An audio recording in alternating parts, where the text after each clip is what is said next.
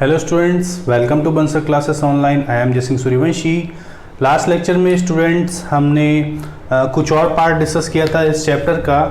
ठीक है, हमने देखा था बेटा कि कैसे कंजर्व किया जा सकता है फॉरेस्ट को। आज की क्लास में हम आगे का पार्ट डिस्कस करेंगे बेटा। हम कुछ थ्रेट कैटेगरीज के बारे में डिस्कस करेंगे और साथ ही साथ रेड डेटा बुक के बारे में। तो थ्रेट कैटेगरीज देखेंगे पहले हम, और फिर उसके बाद देखेंगे हम कि रेड डेटा बुक क्या होता है। थ्रेट कैटेगरीज, ठीक है बेटा। थ्रेट कैटेगरीज क्या होती हैं? जो कि एक्सटिंक्ट होने के बिल्कुल करीब हैं, उन्हें बोलते हैं हम थ्रेट कैटेगरीज। जिनको डर है खत्म होने का, ठीक है, अर्थ से जिनका एग्जिस्टेंस खत्म होने का डर है, उन्हें बोलते हैं हम threat categories. Clear?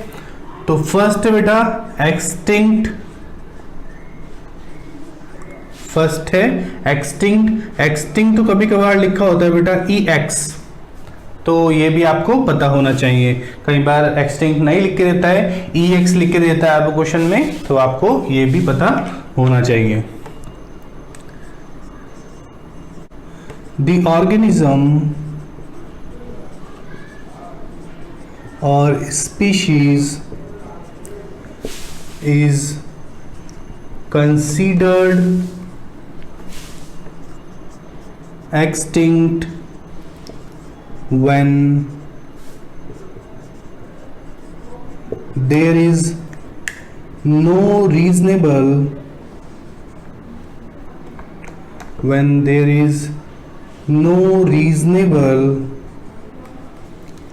doubt that its last individual has died। ठीक है,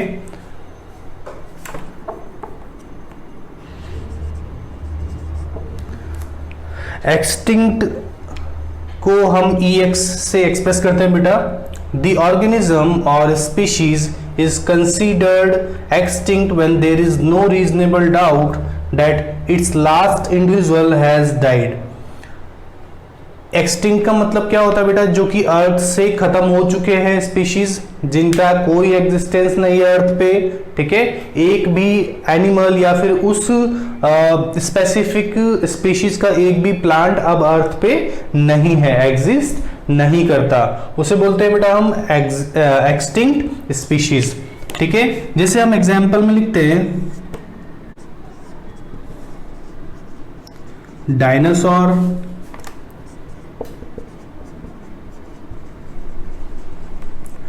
पिंक हेडेड डक, ठीक है,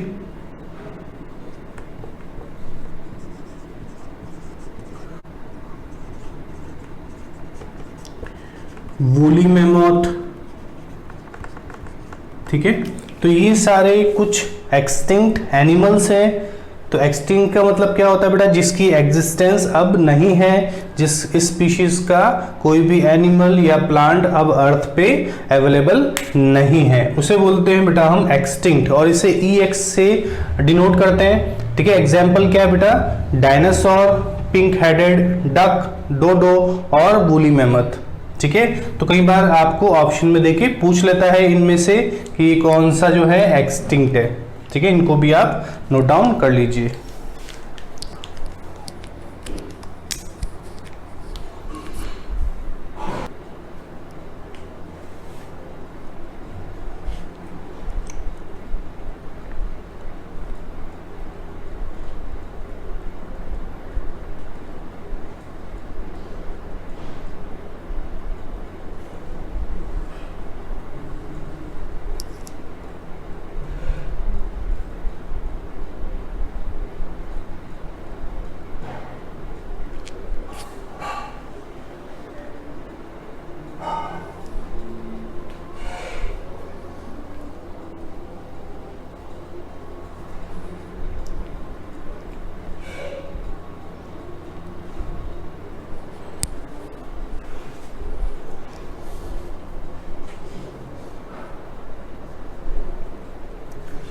ठीक है बेटा।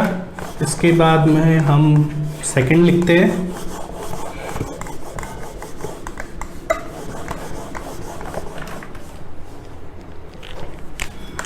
सेकंड है बेटा एक्सटिंक्ट इन द वाइल्ड, ठीक है, इसको EW से लिखते हैं। क्या होता है बेटा extinct in the wild? A species is considered extinct in the wild when it is survive only in cultivation, captivity or an artificial ecosystem, ठीक है। A species is considered extinct in the wild when it is known to थोड़ा सा इधर और change करें ना, it is known to survive only in cultivation, captivity और artificial ecosystem, ठीक है बेटा। मतलब नेचुरल हैबिटेट में ये स्पीशीज या चाहे प्लांट की हो बेटा चाहे एनिमल की हो, वो लॉस्ट हो चुकी है, खत्म हो चुकी है, उसका कोई एग्जिस्टेंस नहीं है। लेकिन है ना, ये एक्सटिंक्ट से अलग कैसे है, EX से अलग कैसे बेटा EW? EX तो क्या है कि बिल्कुल खत्म हो चुकी है, उसकी कोई भी स्पीशीज अब अर्थ पे अवेलेबल नहीं है। लेकिन एक्सटिंक्ट इन द वाइल्ड का मतलब क्या है कि इसके अंदर बेटा स्पीशीज जो है वो अर्थ से तो नेचुरली खत्म हो चुकी है ना, नेचुरल हैबिटेट में खत्म हो चुकी है, लेकिन कल्टीवेशन, कैप्टिविटी या फिर एक आर्टिफिशियल इकोसिस्टम में उसको कंजर्व करके रखा गया है, ठीक है, ताकि उसके जो मेंबर है वो अर्थ से खत्म ना हो, डिस्ट्रॉय ना हो। तो उनको संभाल के रखा गया है, उनकी प्रोटेक्शन की गई है, उनको कंजर्व करके रखा गया है। तो इसे ही बोलते हैं बेटा एक्सटिंक्ट इन द वाइल्ड, ठीक है। नेचुरल हैबिटेट में वो नेचुरल हैबिटेट में वो डिसअपीयर हो चुके हैं, लॉस्ट हो चुके हैं, लेकिन उनको आर्टिफिशियल इकोसिस्टम में केयर के साथ में, प्रोटेक्शन के साथ में रखा गया है। एग्जाम्पल लिखें, ठीक है। एग्जाम्पल इस कैटेगरी के अंदर क्या एग्जाम्पल आते हैं? तो एक है बेटा ब्लैक सॉफ्ट शेल टर्टल, ठीक है। इसके बाद में एक है एस्कार्पमेंट साइकिल हवाईयन क्रो और साथ ही साथ में बैरबेरी लॉयन। तो ये सारे कुछ एग्जाम्पल है, black soft shell turtle, escarpment cycad, Hawaiian crow और बैरबेरी लायन। तो इन सब का जो है नेचुरल हैबिटेट में अब कोई एग्जिस्टेंस नहीं है, ये खत्म हो चुके हैं बेटा, लेकिन इनको आर्टिफिशियली कंजर्व करके रखा गया है, ठीक है। मैन मेड प्रोटेक्टेड एरियाज के अंदर इनको प्रोटेक्शन दी गई है, जिसके थ्रू वहां पर ये अभी इनकी स्पीशीज है, ठीक है। ऐसा नहीं कि अर्थ से खत्म हो चुके हैं, ये अपने नेचुरल हैबिटेट में खत्म हो चुके हैं। नेचुरल हैबिटेट में इनका कोई डेटा नहीं है, लेकिन आर्टिफिशियल इकोसिस्टम में इनको कंजर्व करके रखा गया है, संभाल के रखा गया है। तो इसको भी आप नोट डाउन कर लीजिए।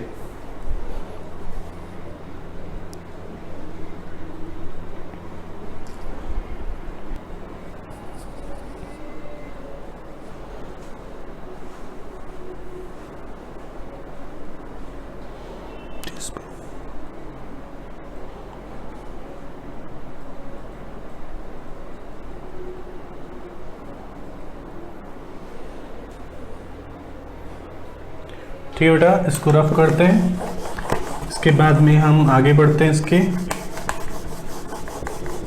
छोटे छोटे टॉपिक है बेटा, बहुत ही सिंपल चैप्टर है, इसके अंदर ज़्यादा कुछ खास नहीं है। इसके बाद में हम लिखते हैं next,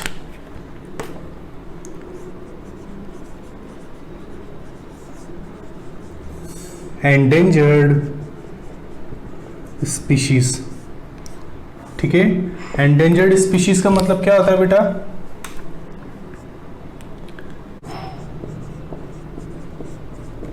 The species whose number have been reduced to critical level and which are about to become extinct is called endangered species। ठीक है,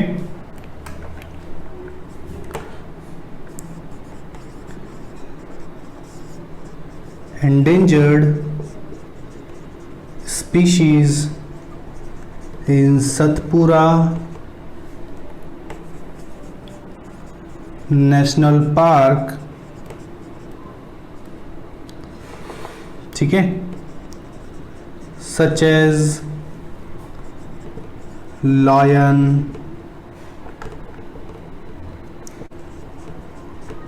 एलिफेंट,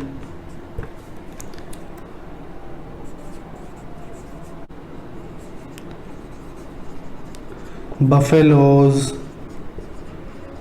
एंड बारासिंगा। ठीक है, species whose number have been reduced to critical level, जिन species के number critically reduce हो चुके हैं बेटा, इतने कम हो चुके हैं कि वो खत्म होने की कगार पे हैं, उन्हें बोलते हैं हम एंडेंजर्ड स्पीशीज।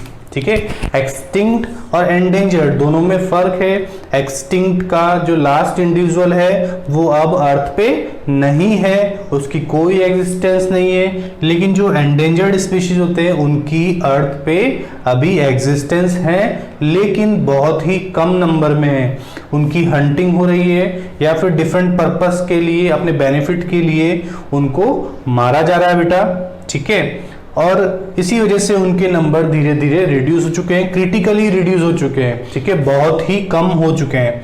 तो हमने देखे कुछ एनिमल्स के नाम जो कि सतपुरा नेशनल पार्क के अंदर एनिमल्स हैं जो कि एंडेंजर्ड स्पीशीज के अंदर कंसीडर किए गए। कौन कौन से हैं? Lion, elephant, buffaloes and barasingha.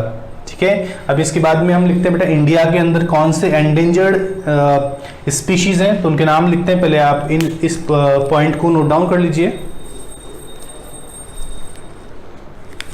थोड़ा सा मैं इसको सेट कर देता हूँ, नीचे वाला पार्ट आपको नज़र नहीं आ रहा होगा।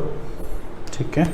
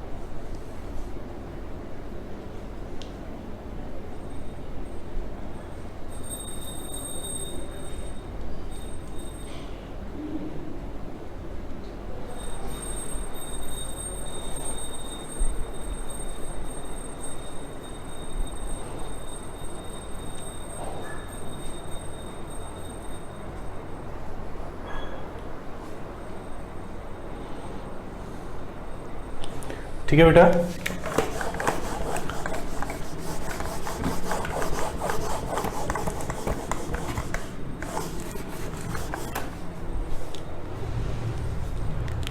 इसके बाद लिखते हैं बेटा हम some examples of endangered species in India. कौन कौन से एग्जाम्पल है बेटा? तो एग्जाम्पल लिखते हैं, जैसे ब्लू व्हेल, ठीक है, वाइट विंग्ड डक, येलो आइड पेंगुइन, एलिफेंट, ठीक है, इंडियन बाइसन, ठीक है, क्रोकोडाइल,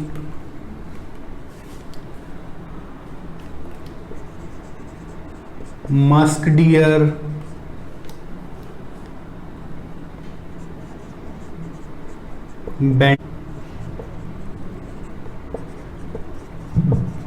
बेंटिंग किया, निकोबारिया,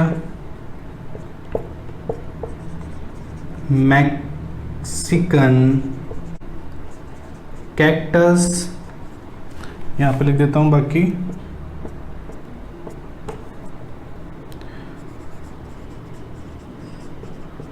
मलेशियन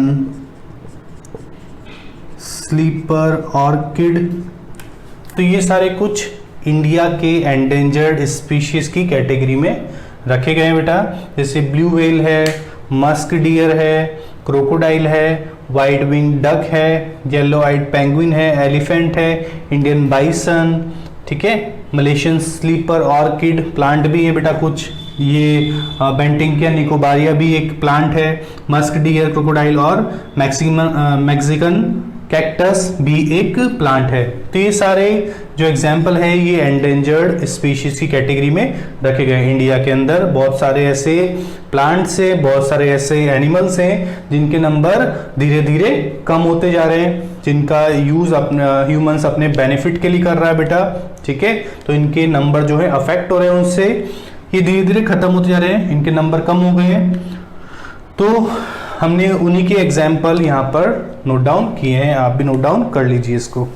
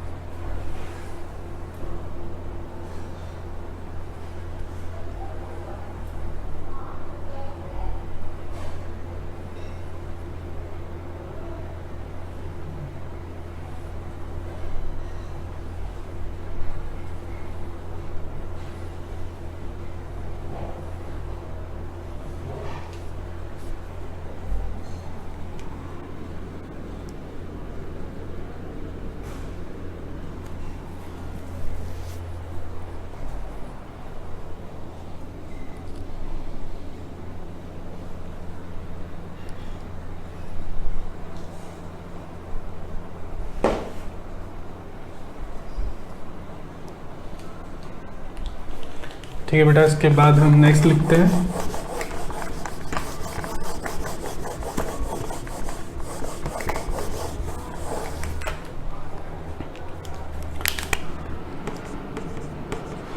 वल्नरेबल स्पीशीज, ठीक है।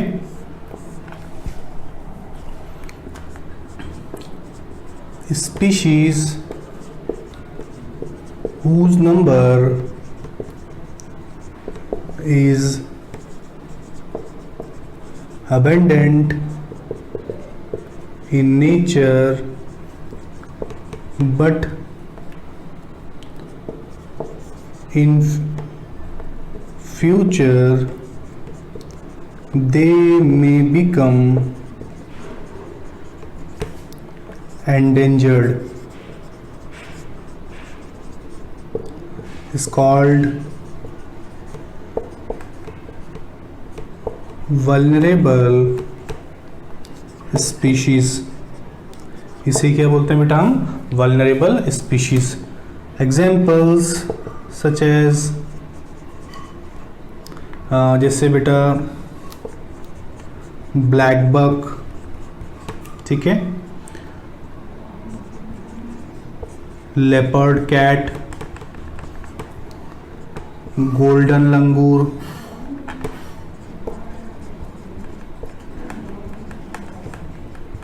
ये सारे कुछ एग्जाम्पल है।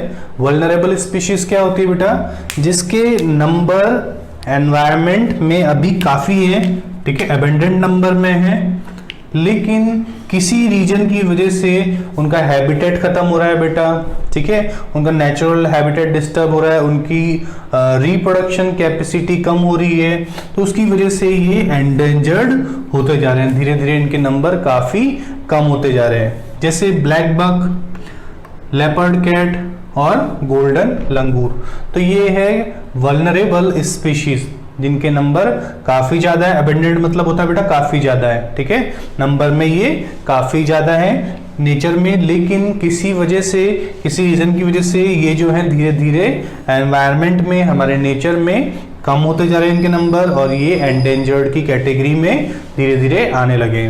जैसे ब्लैक बक, गोल्डन कैट और golden black buck, leopard cat और गोल्डन लंगूर, तो ये कुछ एग्जाम्पल हैं, इनको भी आप नोट डाउन कर लीजिए।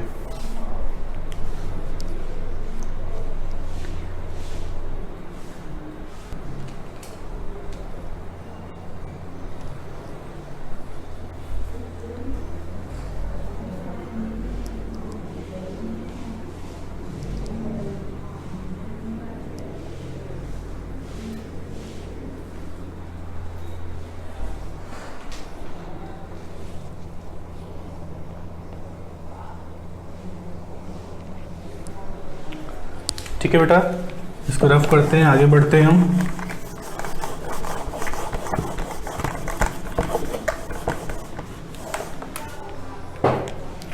नेक्स्ट है रेयर स्पीशीज, ठीक है,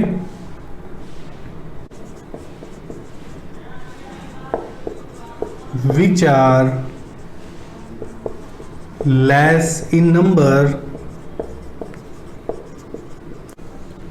and confined in a specific area is called rare species, ठीक है। जैसे ठीक है, एग्जाम्पल क्या है, जैसे घड़ियाल और जैसे स्लो लॉरिस, तो ये भी एग्जाम्पल है। वाइल्ड याक, तो ये भी एग्जाम्पल है रेयर स्पीशीज का, ठीक है। तो रेयर स्पीशीज क्या होती है, जिसके नंबर एनवायरनमेंट में, नेचर में काफी कम है, और साथ ही साथ में ये एक स्पेसिफिक एरिया में प्रेजेंट है, तो इनके नंबर काफी कम है। जैसे घड़ियाल जो कि बहुत ही कम होते हैं नंबर में बेटा, स्लोरिस ये भी नंबर में कम है, और साथ ही साथ में वाइल्ड याक, तो ये भी कम है नंबर में, ठीक है, या फिर एक स्पेसिफिक रीजन में, एक स्पेसिफिक एरिया में देखने को मिलते हैं, तो इनको भी आप नोट डाउन कर लीजिए।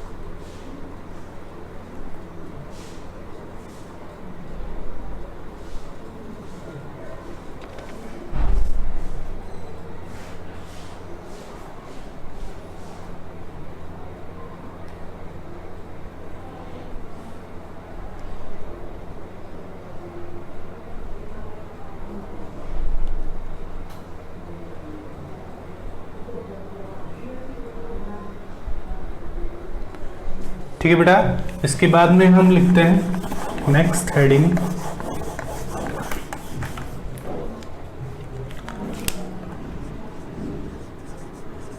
रेड डेटा बुक, ठीक है, रेड डेटा बुक, ठीक है बेटा। तो रेड डेटा बुक क्या होती है?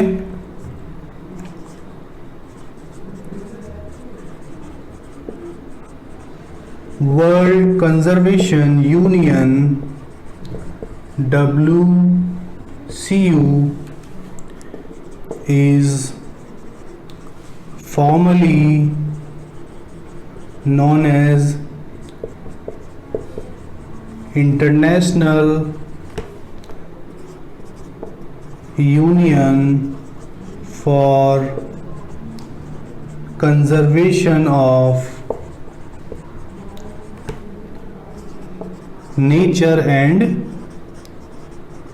Natural Resources, ठीक है, इसको बोलते हैं IUCN, ठीक है।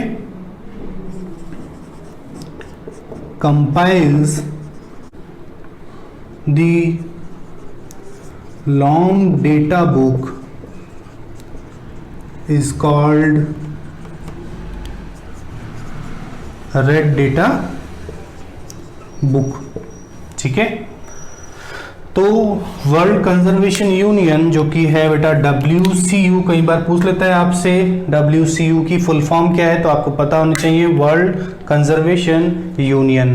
वर्ल्ड कंजर्वेशन यूनियन को फॉर्मली क्या कहा जाता है? तो इंटरनेशनल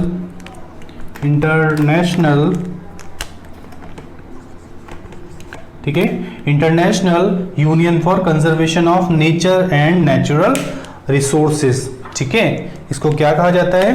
तो इसको भी आप अंडरलाइन कर लेना, international union for conservation of nature and natural resources. कई बार आपको फुल फॉर्म दे देता है कुछ अलग अलग और आपको बोलता है कि सही ऑप्शन क्या है, तो आपको पता होना चाहिए नेचुरल रिसोर्सेज से रिलेटेड आपको कई बार शॉर्ट फॉर्म्स देता है IUCN की, WCU की, और आगे जो हम पढ़ेंगे तो आपको पता होना चाहिए इनकी फुल फॉर्म क्या है। तो इसी IUCN ने एक बुक है बेटा जिसके अंदर बहुत सारी एंडेंजर्ड स्पीशीज, बहुत सारे रेयर स्पीशीज की लिस्ट बनाई हुई है, तो उसी को बोलते हैं रेड डेटा बुक। उसमें जितने भी रेयर स्पीशीज हैं, जितने भी एंडेंजर्ड स्पीशीज हैं, उनसे रिलेवेंट जितनी भी इंफॉर्मेशन है वो उस बुक के अंदर प्रेजेंट है। तो उसी लिस्ट या डाटा जिस बुक के अंदर है उसको बोलते हैं रेड डेटा बुक। तो इसको भी आप नोट डाउन कर लीजिए।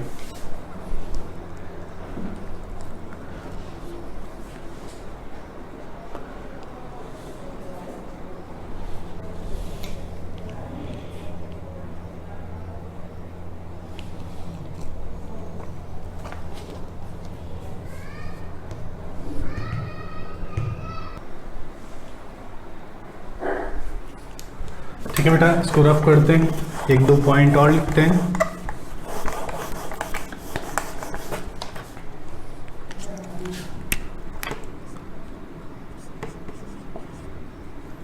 The red data book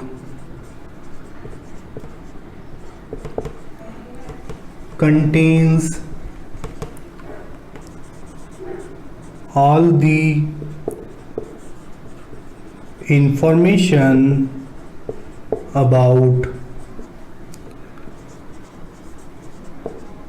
endangered species and rare species from all over the world, ठीक है। List of endangered species is called IUCN red list, ठीक है बेटा। तो ये जो बुक है रेड डेटा बुक, इसके अंदर क्या है? इसके अंदर इंफॉर्मेशन है जितने भी एंडेंजर्ड स्पीशीज, उनसे रिलेवेंट सारी इंफॉर्मेशन इसके अंदर है, कितने नंबर हैं उनके, है ना, किन जगह पर। तो हर वर्ल्ड में जितनी भी एंडेंजर्ड स्पीशीज है उस सबका डेटा कहाँ है, इस रेड डेटा बुक के अंदर। और इसकी जो लिस्ट होती है एंडेंजर्ड स्पीशीज की, उसको बोलते हैं IUCN रेड लिस्ट।